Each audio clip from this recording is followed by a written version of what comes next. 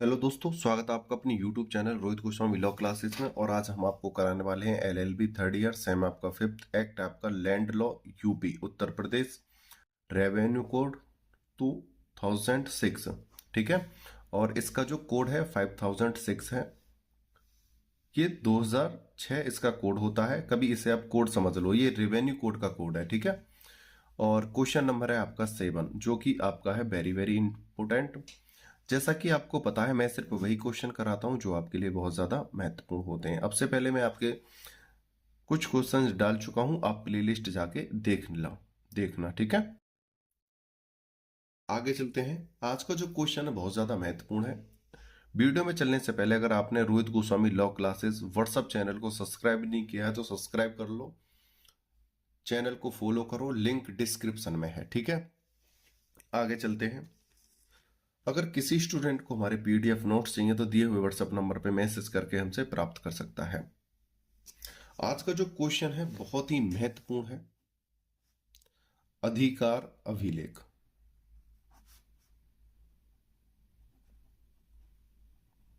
अधिकार अभिलेख, अब बात करते हैं ये अधिकार अभिलेख होता क्या है। जैसा कि आपको पता है, मैं क्वेश्चन को पहले थोड़ा एक्सप्लेन करता हूं। जैसे हमने पहले क्वेश्चन कराया था एक नक्शा, उसके बाद हमने कराया था खसरा, उसके बाद अब हमारा आ गया अधिकार अभिलेख। इसके बाद आएगा आपका खतौनी। ठीक है, जैसा कि एक गांव होता है, गांव का नक्शा होता है, नक्शे में कुछ चिन्ह होते हैं जिनसे पहचान होती है, और प्रत्येक गांव में जितने भी खेत हैं या जितने भी कोई भी भूभाग हैं उन सभी का एक खसरा बनता है।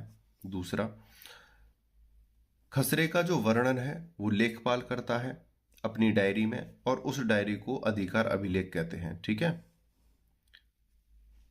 ये अधिकार अभिलेख कोई महत्वपूर्ण नहीं है। महत्वपूर्ण जब बनता है, इसमें तो सिर्फ क्या रहता है, विवरण रहता है 1 वर्ष का। ठीक है, अधिकार अभिलेख में इस अधिकार अभिलेख से हमारी बनती है खतौनी। ठीक है, आगे चलते हैं। ये अधिकार अभिलेख होता क्या है, अब इसे समझते हैं। क्वेश्चन है हमारा, अधिकार अभिलेख किसे कहते हैं। अधिकार अभिलेख प्रत्येक गांव के लिए यह एक अधिकारों का अभिलेख होता है। अधिकार अभिलेख ऐसे रजिस्टर को कहते हैं जो राजस्व संहिता की धारा 31 के अंतर्गत अभिलेख अधिकारी कलेक्टर द्वारा तैयार कराया जाता है। जो अधिकार अभिलेख है इसको कौन तैयार कराता है, इसको कलेक्टर तैयार कराता है। और इसमें कार्य कौन करता है, लेखपाल। ठीक है, ऐसा नहीं है कि लेखपाल किसी मजदूर को पकड़ के पैसे पे झाड़ी पे उससे काम करा रहे, नहीं, कराएगा कलेक्टर ही, लेकिन कराएगा किससे, लेखपाल से। आगे चलते हैं। अधिकार अभिलेख का संशोधित रूप जो बंदोबस्त अवधि में समय समय पर लेखपाल द्वारा तैयार किया जाता है, अधिकार अभिलेख नहीं है वरन केवल वार्षिक रजिस्टर है। जैसा कि यहां पर बता रखा है, लेखपाल 1 वर्ष में 3 बार प्रत्येक खेत पर जाएगा, अपने क्षेत्र वाले खेतों में। भाई, प्रत्येक लेखपाल का अपना अपना क्षेत्र होता है, अपने अपने क्षेत्र में 1 वर्ष में 3 बार प्रत्येक खेत पर जाएगा। और जाएगा कब, रबी की फसल पे, जायद की फसल पे, और खरीफ की फसल पे। 3 मौसम में 3 फसल होती हैं, और उसमें अन्य प्रकार की भी आती हैं। एग्जाम्पल के तौर पे बताया हूं, 3 अलग अलग फसल रबी, जायद और खरीफ जो होती हैं, प्रत्येक फसल पर जाएगा और उसका विवरण अपनी अधिकार अभिलेख में लिखेगा, खसरा तैयार करेगा। उस अधिकार अभिलेख, वो जो खसरा तैयार करेगा उसका जो विवरण वो लिखेगा, अधिकार अभिलेख में लिखेगा, और उस अधिकार अभिलेख के आधार पर खतौनी तैयार होगी। उस अधिकार अभिलेख में क्या लिखा जाता है वो चीज हम आगे पॉइंट में पढ़ेंगे, लेकिन जो विवरण लेखपाल अपनी डायरी में लिखता है, अपने रिकॉर्ड में लिखता है, उसी को अधिकार अभिलेख कहते हैं। ठीक है, आगे चलते हैं। जमींदारी उन्मूलन से पूर्व प्रत्येक गांव के लिए दो अधिकार अभिलेख होते थे, खेवट और खतौनी, किंतु अब केवल एक ही अधिकार अभिलेख है, खतौनी। यहां पर बता रहे हैं जो पहले वाले अधिकार अभिलेख थे जमींदारी उन्मूलन में, वहां पर दो अधिकार होते थे। पहला क्या था? अधिकार अभिलेख में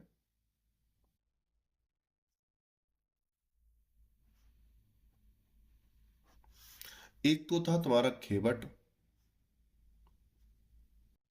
और दूसरा था तुम्हारा खतौनी।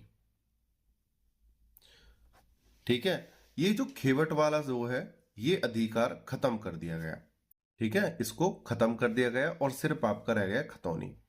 जब भी आपका अधिकार अभिलेख यानी लेखपाल के रजिस्टर से जो उसने रिकॉर्ड तैयार किए हैं उसके आधार पर ही किसी की खतौनी तैयार की जाती है। आगे चलते हैं।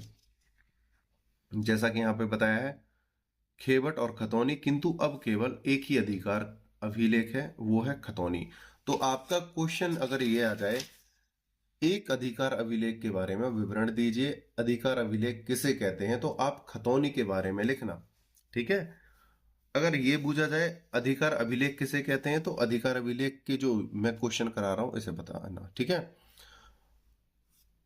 और अधिकार अभिलेख कौन सा है, ठीक है, अगर ये आए तो खतौनी बताना। ठीक है, एक अधिकार अभिलेख कौन सा है, अगर इस प्रकार से आए तो खतौनी बताना। तो ये तो आप अपना तरीके से आप सेट कर लोगे। ठीक है, आगे चलते हैं।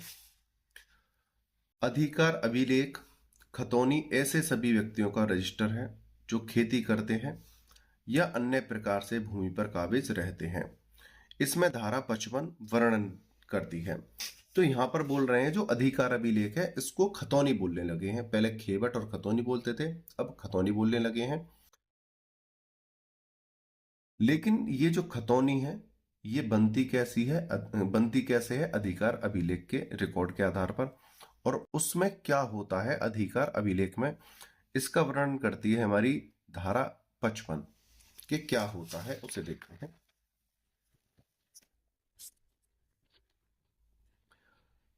इसमें धारा 55 द्वारा अपेक्षित विवरण होता है या होते हैं जो इस प्रकार है, जैसा कि हमें बता रहे हैं आपको बार बार, अधिकार अभिलेख इसका जो धारा है विवरण धारा 55 में मिलेगा। और ये 55 ये बताती है कि ये जो अधिकार अभिलेख है ये जो हम विवरण लिखते हैं, रिकॉर्ड लिखते हैं, उसमें क्या क्या आएगा। ठीक है, और जिसके आधार पर खतौनी बनेगी उसको देखते हैं।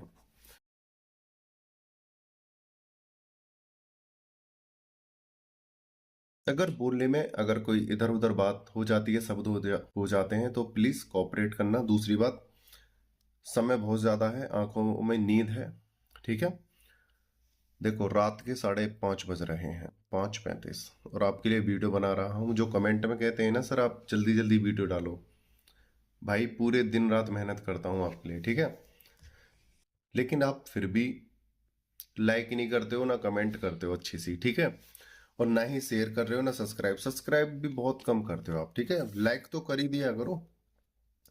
अब हम पॉइंट देखेंगे कि अधिकार अभिलेख में कौन से पॉइंट आते हैं धारा 55 के अनुसार। हम देखते हैं।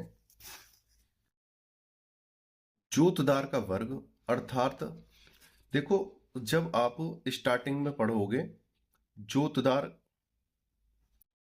जोतदार की किस्म, इस वाले क्वेश्चन को आप जब करोगे, ये आपका सेकंड क्वेश्चन था जोतदार की कितनी किस्में होती हैं, तो वहां पर मैंने आपको कराया था कि एक होता है भूमिधर और एक होता है असामी। पहले 14 प्रकार के जोतदार होते थे, फिर 4 हुए, फिर 3 हुए, फिर 2 हो गए। ठीक है, इस प्रकार से घटते गए। वो घटते कैसे गए हैं उस सभी का विवरण मैंने जोतदार की किस्में में मैंने दे रखा है। ये वाला क्वेश्चन आप देखना जरूर, बहुत ज्यादा महत्वपूर्ण है। अगर आप इस वाले क्वेश्चन को देखोगे तो सारा लॉ आपको, ये लैंड लॉ समझ में आने लगेगा। ठीक है, तो भूमिधर और आसामी बच गए थे 14 में से। कैसे कैसे बचे वो आप वीडियो देखना। इस भूमिधर के अंदर दो प्रकार के भूमिधर ज्वाइंट हो गए थे संक्राम्य, और एक हो गए थे असंक्राम्य। ठीक है, और एक ये तीसरा हो गया था। एक है तो दो ही, एक और दो, लेकिन इस वाले में दो हैं, 1 2, और इसको लगा के फिर 3 है। ठीक है, आगे चलते हैं। तो यहां पर बोल रहे हैं कि जोतदार का वर्ग बताओ। भाई लेखपाल प्रत्येक खेत पर साल में 3 बार जाता है, तो वहां पर ये तो देखेगा सिंचाई किससे हो रही है और खेत में फसल क्या है, कौन, ठीक है, ये तो देखेगा। लेकिन जोतदार वो किस प्रकार का कृषि करने वाला व्यक्ति है, वो संक्रामय भूमिधर है, असंक्रामय भूमिधर है, या असामी भूमिधर है। ठीक है, उसे भी लिखिएगा। तो जोतदार का वर्ग अर्थात संक्रामय अधिकार वाला भूमिधर, असंक्रामय अधिकार वाला भूमिधर, या असामी या सरकारी पट्टेदार। इसमें से ये भी लिखेगा कि इन तीनों में से कौन सा व्यक्ति है। तो ये 3 प्रकार के भूमिधर होते हैं। भूमिधर का मतलब होता है खेती करने वाले व्यक्ति। ठीक है, तो यहां पर बताएगा ये 3 है, 1 2 और 3, इनमें से कौन सा है। दूसरा, ऐसे समस्त व्यक्तियों के नाम जो भूमि पर खेती करते हैं। भाई जो व्यक्ति भूमि पर खेती कर रहा है ये तो जाहिर सी बात है, उसका तो नाम लिखा ही लिखा जाएगा। आगे चलते हैं। जोतदार द्वारा देय लगान या मालगुजारी का विवरण। दूसरी बात, ये जो जोतदार हैं, संक्राम्य, असंक्राम्य और असामी, ये 3 जोतदार हैं। इनमें ये देखा जाएगा कि ये कितना टैक्स दे रहे हैं, यानी लगान क्या दे रहे हैं, या कर कितना दे रहे हैं। पहले तो ये देखा जाएगा, ये भरा जाएगा। दूसरा, इनमें से संक्रामय या असंक्रामय अधिकार वाले व्यक्ति ने अपनी भूमि को किसी अन्य व्यक्ति को किराए पर तो नहीं दे रखा। किराए पर यानी जिसे हम जिन्स बोलते हैं आपकी भाषा में। ठीक है, किसी ने किराए पर या जिन्स पे तो नहीं उठा रखा है, उसका भी विवरण वहां पर लिखा जाएगा। ठीक है, आगे चलते हैं। जोतदारी की किसी अन्य शर्त का विवरण, जैसे जोतदार के लिए कोई अन्य जो शर्तें विधि के अनुसार होती हैं उसका विवरण वहां पर लिखा जाएगा कि क्या ये शर्तों का सही से पालन हो रहा है या नहीं, या कोई अन्य चीजें हैं या अन्य विवरण है वहां पर भरा जाएगा। आगे चलते हैं। जिसका राज्य सरकार, ग्राम सभा या स्थानीय निकाय से संबंधित या उससे विभिन्न भिन्न भूमि के विवरण का उल्लेख किया गया हो। एक तो है देखो, अधिकार अभिलेख में लेखपाल अपने अधिकार से विधि के अनुसार कार्य करेगा। लेकिन जब विधि से भी हटकर थोड़े से कार्य कैसे होते हैं सरकार के, भाई एक ये क्या है, हम लैंड लॉ पढ़ रहे हैं, कहाँ का, उत्तर प्रदेश का, उत्तर प्रदेश की भूमि का कानून पढ़ रहे हैं। लेकिन संपूर्ण देश में तो भूमि से संबंधित और भी कानून हो सकता है जो संपूर्ण भारत पे लागू होता होगा, तो उसके अकॉर्डिंग भी चीजें भरी जाएंगी। ग्राम सभा यानी कि प्रत्येक गांव किसी संस्कृति, प्रथा, रूढ़ि से जुड़ा हुआ होता है, उस संस्कृति, रूढ़ि और प्रथा के अनुसार भी वहां पर चीजें भरी जाएंगी। यह स्थानीय निकाय स्थानीय निकाय यानी कि जो सरकारी संस्थाएं होती हैं उनके अनुसार भी चीजें भरी जाएंगी। आगे चलते हैं। 5th नंबर पे है अन्य कोई विवरण जो लिखा गया हो सकता है कोई और अन्य विवरण हो जो विधि में नहीं है, या लेखपाल को अपने विवेक के अनुसार, या विधि में नहीं है और किसी अन्य विवेक के अनुसार वहां पर लिखना जरूरी है, तो वहां पर लिखा जाएगा। आगे चलते हैं। कलेक्टर का कर्तव्य है कि वह अधिकार अभिलेख का रख रखाव करे। अधिकार अभिलेख मतलब जो लेखपाल ब्यौरा तैयार करता है, यानी कि उसे मोटे तौर पर हम नक्शा मान लो, ठीक है, या खसरा मान लो, जो कलेक्टर के अधिकार में चले जाते हैं, कलेक्टर की देखरेख में चले जाते हैं, तो कलेक्टर उसका अच्छे से ध्यान रखेगा, उसे खोएगा नहीं, गुम नहीं करेगा। और इस प्रयोजनार्थ वह वार्षिक या अधिक अधिक लंबी अवधि, यहां पर यह सही है,